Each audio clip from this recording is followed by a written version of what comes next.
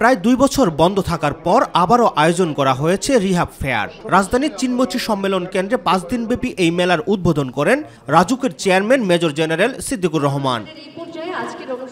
উদ্বোধনী অনুষ্ঠানে ফ্ল্যাট বেচাকেনায় হয়রানি বন্ধে ব্যবস্থা নিতে রিহাবের প্রতি আহ্বান জানান তিনি।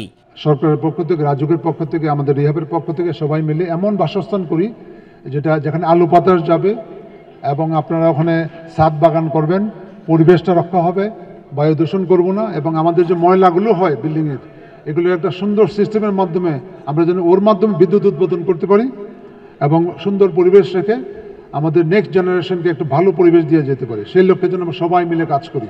জিনিসপত্রের দাম বেড়ে যাওয়ায় আবাসন খাতের অগ্রগতি থেমে গেছে বলে অভিযোগ করেন আবাসন ব্যবসায়ীরা। রিহাবের মাননীয় প্রেসিডেন্ট জনাব মোহাম্মদ ওয়াহিদুজ্জামান স্যার।